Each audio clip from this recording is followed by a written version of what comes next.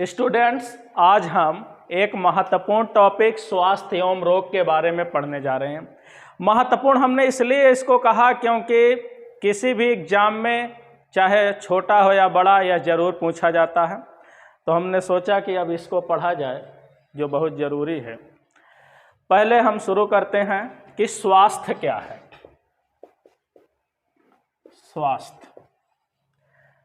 स्वास्थ्य किसी भी व्यक्ति की वह दशा है कि जिसमें उसके शरीर के सभी अंग ठीक प्रकार से काम करें और वह पूरी तरीके से स्वस्थ अनुभव करता हो।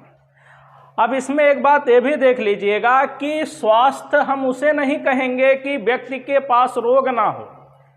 यदि रोग नहीं है तो इसका मतलब ये नहीं है कि वह पूरी तरीके से स्वस्थ है, क्योंकि स्वस्थ होने का तात्पर्य केवल मात्र रोग होने से नहीं है, बल्कि स्वस्थ होने का तात्पर्य यह है, WHO हमारा यह कहता है, विश्व स्वास्थ्य संगठन, कि जब व्यक्ति 3 रूपों में स्वस्थ हो। पहली बात कि वह शारीरिक रूप में स्वस्थ हो, दूसरी बात कि वह मानसिक रूप में स्वस्थ हो और तीसरी बात कि वह पूरी तरीके से सामाजिक तौर से स्वस्थ हो, तब हम उसे स्वस्थ मानेंगे। यदि वह शारीरिक तौर से स्वस्थ है और मानसिक तौर से स्वस्थ नहीं है तो वह स्वस्थ की श्रेणी में नहीं आएगा। अगर सामाजिक तौर से भी स्वस्थ नहीं है तो स्वास्थ्य की श्रेणी में नहीं आएगा। जो इन तीनों बिंदुओं को पूरी तरह पालन करता हो वही स्वास्थ्य माना जाएगा, अन्यथा स्वास्थ्य नहीं माना जाएगा। अब हमने इसलिए इसको आपको बताया क्योंकि यह पूछा जा सकता है कि स्वास्थ्य की मूल रूप से अवधारणा है, यानी स्वस्थ होने की मूल अवधारणा है केवल शारीरिक स्वास्थ्यता, केवल मानसिक स्वास्थ्यता या शारीरिक एवं मानसिक स्वास्थ्यता दोनों, या शारीरिक, मानसिक एवं सामाजिक तीनों। हमने सारे पहलुओं को भी इसी वक्त बता दिया आपको, ताकि आप इस बात से पूरी तरीके से कोई संशय ना हो आपके मन में कि क्या, कैसे और किस प्रकार से प्रश्न बनेगा। तो स्वास्थ्य का मतलब जो शारीरिक, मानसिक और सामाजिक तौर से स्वस्थ हो वह स्वास्थ्य के श्रेणी में आएगा। यानी स्वास्थ्य होने के 3 पहलू हैं। अब हम बात करेंगे रोग यानी डिजीज। रोग का मतलब यही है कि जब शरीर का क्रियान्वयन ठीक प्रकार से ना हो, यानी शरीर के अंग एवं उनका संचालन ठीक प्रकार से ना हो, तो उस दशा को रोग कहते हैं, रोगीली दशा कहते हैं, और यह अवस्था रोग की कहलाती है, जिसे अंग्रेजी भाषा में डिजीज कहते हैं। ठीक है।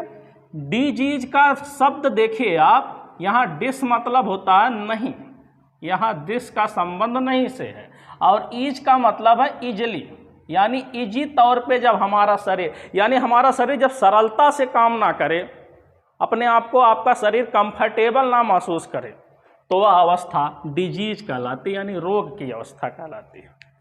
अब हम बात करेंगे रोगों के प्रकार के बारे में सीधे, यानी ये रोग जो होते हैं ये कितने प्रकार के हो सकते हैं, किन किन अवस्थाओं में हमारा शरीर कंफर्टेबल यानी कि सहज महसूस नहीं करता है।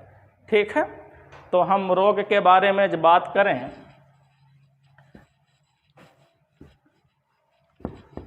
तो रोग की जो अवस्थाएं हैं वो 2 प्रकार से बांटी गई हैं। एक संक्रामक रोग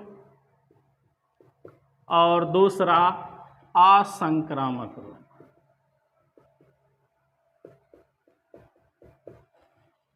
देखिए, संक्रामक रोग के बारे में हम बात करें तो संक्रामक रोग वे रोग कहे जाएंगे जिनके लिए कोई बाह्य कारक जिम्मेदार होता है, जिसके वजह से हमें रोग होते हैं। यानी संक्रामक रोग संक्रमण के कारण होता है, और वह संक्रमण यानी इन्फेक्शन किसी भी बाह्य कारक से हो सकता है, यानी कोई एक्सटर्नल फैक्टर इसमें काम कर सकता है। तो जो बाह्य कारक काम करता है उन बाह्य कारकों को हम पैथोजन कहते हैं, यानी रोगाणु। ध्यान से समझिएगा, पैथोजन कहते हैं अंग्रेजी भाषा में और हिंदी में रोगाणु कहते हैं। जिनके कारण से हमें रोग होते हैं, यानी रोग उत्पन्न करने वाले कारकों को हम पैथोजन यानी रोगाणु बोलते हैं। अब देखिए पैथोजन जो हैं इनको हम एंटीजन कहते हैं। एंटीजन, एंटीजन मतलब प्रतिजन। प्रतिजन है क्या? इससे प्रश्न बनता है कि वाह कारक हैं, वाह कारक हैं, एक्सटर्नल फैक्टर हैं जो रोग उत्पन्न करते हैं। जो क्या करते हैं? रोग उत्पन्न करते हैं। वे बाह्य कारक जो हमें बाहर से हमारे शरीर में प्रवेश करते हैं और क्या उत्पन्न करते हैं? रोग उत्पन्न करते हैं। ऐसे कारकों को हम एंटीजन यानी प्रतिजन कहते हैं। अब देखिएगा ध्यान से कि ये एंटीजन है जो प्रतिजन, ये वे बाह्य कारक हैं जो किसी भी माध्यम से हमारे शरीर में प्रवेश कर सकते हैं। यानी संक्रमण होने के लिए कोई भी कारक काम कर सकता है जिसकी वजह से प्रवेश करते हैं। अपने आप तो प्रवेश नहीं करेंगे, किसी न किसी माध्यम से प्रवेश कर सकते। अब एंटीजन किसी न किसी माध्यम से प्रवेश करते हैं तो माध्यम क्या क्या हो सकता है? जल हो सकता है, वायु हो सकता है, इसके अलावा मिट्टी हो सकती है, धूल हो सकता है, या अन्य कोई भी कीट वगैरह हो सकता है किसी कारण से।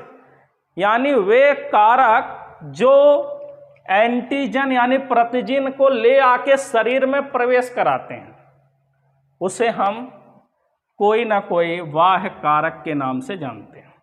आप एग्जाम्पल देखिएगा सीधे सीधे कि आपको मलेरिया होता है तो मलेरिया का जो एंटीजन है यानी मलेरिया जिसके कारण होता है वह एक प्रोटोजोआ है और उसका नाम है प्लाज्मोडियम वाइवैक्स, आपको पता है।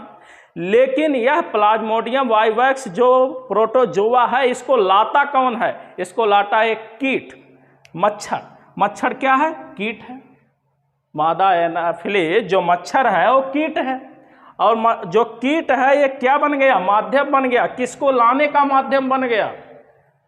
प्रतिजन को लाने का माध्यम बन गया, यानी कि एंटीजन को लाने का माध्यम बन गया। अब सीधे सीधे हम इस बात पे बात करें कि प्रतिजन को लाने के लिए कोई ना कोई माध्यम जिम्मेदार है। अब जैसे आप देखिए हैजा होता है, हैजा, हैजा यानी अंग्रेजी में इसे कालरा कहते हैं, जो एक बैक्टीरिया से होता है विब्रियो कैलरी से। अब विब्रियो कैलरी डायरेक्ट थोड़ा शरीर में घुस जाता है बिना किसी माध्यम के। विब्रियो कैलरी संक्रमित जल से शरीर में घुसता है, यानी जल माध्यम हो गया। ध्यान से समझिएगा, जल हो गया माध्यम और जो विब्रियो कैलरी जो कालरा का बैक्टीरिया है ये यहाँ पर हो गया प्रतिजन। विब्रियो कैलरी क्या हो गया? प्रतिजन हो गया और उसको शरीर तक पहुंचाने के लिए जो माध्यम काम किया वो किसने किया? जल ने किया। तो आप समझ गए होंगे कि किसी न किसी माध्यम से ये प्रतिजन जो रोग फैलाने के लिए मूल रूप से जिम्मेदार है वो हमारे कहाँ प्रवेश करते हैं? शरीर में। और जब हमारे शरीर में प्रवेश करते हैं तो इन्हीं की वजह से हमें रोग हो जाते हैं। अब अलग अलग प्रकार के प्रतिजन अलग अलग अंगों में प्रभाव डालते हैं जिससे शरीर में अलग अलग प्रकार के अंग प्रभावित होते हैं और उसके कारण शरीर में रोग होते चले जाते हैं। अब किस प्रकार से काम करते हैं और किस प्रकार से हमारा शरीर रोग की दशा में पहुंच जाता है इसके बारे में हम अब आगे देखेंगे।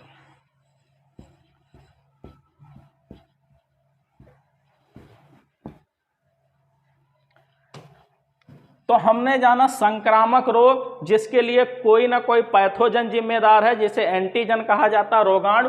और असंक्रामक रोग, असंक्रामक रोग वे रोग होते हैं जो किसी पैथोजन या एंटीजन के कारण शरीर में नहीं होते, यानी इनके लिए पैथोजन जिम्मेदार नहीं है। पैथोजन मतलब वही एंटीजन यानी रोगाणु, ये जिम्मेदार नहीं है असंक्रामक रोगों के लिए। बल्कि कौन जिम्मेदार है? बल्कि हमारे शरीर में होने वाली उपापचयी क्रियाएं जिम्मेदार हैं जिनके बिगड़ जाने से असंक्रामक रोग होते हैं। या तो कुछ रोग ऐसे होते हैं जो जन्मजात होते हैं, जीन के अनियमितता के कारण हो जाते हैं, पैदा होते ही रोग हुआ रहता है, तो वो असंक्रामक रोग में है, जन्मजात रोग है। और कुछ रोग ऐसे हैं जो शरीर में किसी भी विकृति के कारण, आंतरिक विकृति के कारण उत्पन्न हो जाते हैं, जैसे कैंसर हुआ, इस प्रकार के असंक्रामक रोग हैं जो किसी संक्रमण से नहीं फैलते हैं, किसी पैथोजन से नहीं फैलते हैं। तो संक्रामक रोग जो है असंक्रामक रोग, यह मूल रूप से ऐसे हो सकते हैं कि जो किसी संक्रमण की वजह से ना फैलें, बल्कि किसी पैथोजन की वजह से ना हो करके, बल्कि सीधे सीधे उपापचय क्रियाओं के बिगड़ जाने से। उपापचय क्रिया आप जानते हैं, शरीर में होने वाली जो क्रियाएं हैं उन्हें उपापचय क्रिया कहते हैं। और उपापचय क्रिया कितनी प्रकार की होती हैं? 2 प्रकार की होती हैं, एनाबोलिक और कैटाबोलिक। ठीक है, एनाबोलिक क्रियाएं क्या होती हैं? एनाबोलिक क्रियाएं निर्माण की क्रियाएं हैं। कौन सी क्रियाएं हैं? बस इतना आप जानिए, निर्माण की क्रियाएं हैं, आपको समझ में आ जाएगा। जिसमें निर्माण होता है, जैसे पोषण, जब व्यक्ति पोषण लेता है तो उसके शरीर का वृद्धि एवं विकास होता है, शरीर का निर्माण होता है, तो एनाबोलिक में आएगा। कैटाबोलिक का मतलब विनाश की प्रक्रियाएं, यानी कि अन्य विनाश की प्रक्रियाओं में जैसे उत्सर्जन है, जैसे श्वसन है, ये सारी प्रक्रियाएं कैटाबोलिक में। यानी जो मेटाबोलिक क्रियाएं हैं, उपापचय क्रियाएं, उन्हें 2 भागों में बांटा गया है, एनाबोलिक और कैटाबोलिक, और आपने इसके उदाहरण देख लिए। कभी कभी ये भी पूछा जाता है निम्नलिखित में से कैटाबोलिक क्रिया है, उत्सर्जन है कि श्वसन है कि पोषण है, क्या है? ठीक है, या निम्नलिखित में से एनाबोलिक क्रिया है, तो इसको देख लीजिएगा।